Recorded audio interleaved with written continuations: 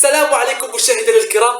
اليوم اتيكم بفيديو جديد. بطبيعه الحال ساتحدث لكم عن بعض الامور الفنيه والتكتيكيه التي لاحظتها في الشوط الاول للمنتخب الوطني امام الكونغو الديمقراطيه. فبطبيعه الحال كنعرفوا ان المباراه كانت صعبه جدا.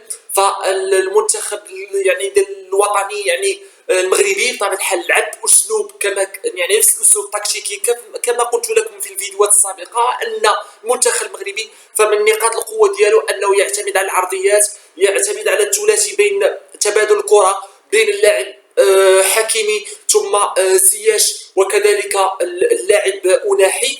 فبطبيعه الحال يخلقون بعض الاختراقات من الظهر الايمن من الجهه اليمنى كذلك من الجهه اليسرى عن طريق اللاعب بوفال الذي يجيد الاختراق والمراوغات الجيده اللي كيقوم بها وكيعطينا حلول فرديه جيده. كذلك حتى مع اللاعب بطبيعه الحال أبلاح شفنا انه ارتكب بعض الاخطاء فادحه كانت انها غتسمح للمنتخب الكونغو الديمقراطي باش انه يفتك الكره في وسط الميدان ويقوم ببناء الهجمه. اذا فبطبيعه الحال بطبيعه الحال المباراه كانت متفوقه بدنيا وكذلك فيزيكمون تاكتيكمون. المنتخب المغربي خانته اللياقه البدنيه ديالو. انا متوقع هذا الاحتمال بطبيعه الحال كان نظرا لظروف العامل الرطوبه ودرجه الحراره مرتفعه. فاذا المنتخب المغربي سير المباراه بشكل معقلا بطريقه جيده. كيفاش اللعابه كيقوموا بالتحركات ديالهم في وسط الميدان، امتى كيقوموا بالتغطيه الدفاعيه، الادوار الهجوميه. شفنا ان المنتخب الكونغو الديمقراطي انه قام بالضغط على حامل الكره ثم التقدم في الثلث الملعب الاخير. بالنسبه للفريق المنتخب المغربي كان ما يقارب 32 متر مكعب، 33 متر حتى ل 40 متر. المنتخب الكونغو الديمقراطي ملي كيفقد الكره، ملي كيمتلك الكره وكيفقد الكره كيحاول انه يسترجعها باقل وقت باش انه يسيطر على مجريات المباراه، ولكن ما تفوقش فيه كثيرا. المنتخب المغربي شفنا انه اعتمد على 4-5-1 نفس النمط التشكيلي المنظومه الدفاعيه، التراجع الدفاعي واللعب على الهجمات المرتده.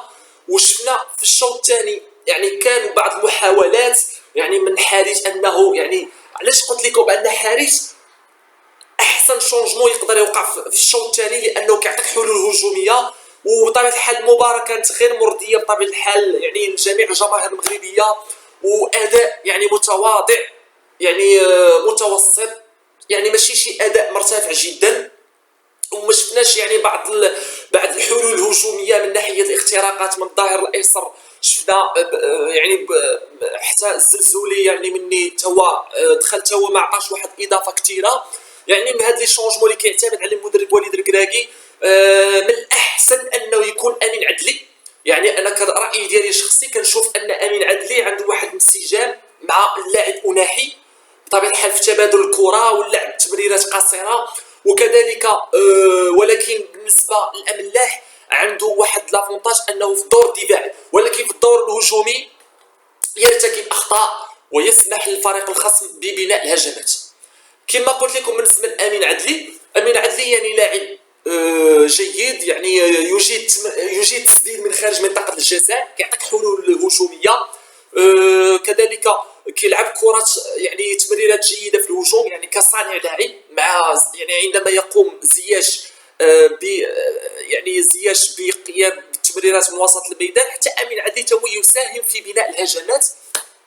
بطبيعه الحال هذا هو الاسلوب التكتيكي ديال المنتخب المغربي، فبطبيعه الحال بقى محافظ عليه كما هو المدرب وليد الكراكي. ولكن انا افضل كراي شخصي ديالي انايا كنشوف ان التشكيله المثاليه هي ان عندما نقوم باللعب مع الفرق الكبرى يجب ان ناخذ اللاعب بطبيعه الحال حارس يقوم بالدخول في الشوط الثاني.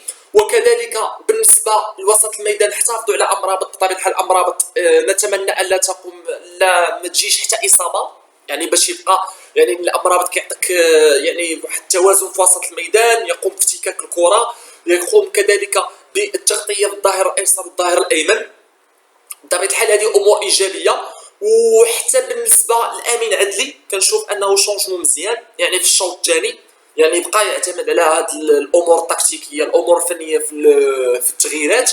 وبالنسبه للهجوم شفنا ان اغلب المحاولات جاءت من عن طريق الكرات العاليه في العمق، الكرات اللي كتوصل عند النصيري كرات هوائيه. فمن نقاط القوه ديال المنتخب المغربي انه يعتمد على النصيري، وكذلك كيعتمد على الاطراف، وبطبيعه الحال ما عندوش هذيك الطريقه ديال كيفاش انه ملي كيفقد الكره كيسترجع الكره في اقل وقت، يعني بطبيعه الحال هذاك الضغط العالي. ولكن بطبيعه الحال المباراه كانت غير مرضيه، وكانت بطبيعه الحال اداء يعني متوسط. يعني الاهم اننا خدينا ديك النقطه، يعني لان الاهم في المباراه ديال دور المجموعات هو الظفر بالنقاط وليس الفوز. بطبيعه الحال هذه امور يعني بطبيعه الحال دور المجموعات، يعني حاليا الكونغو الديمقراطيه حتى الرتبه الثانيه.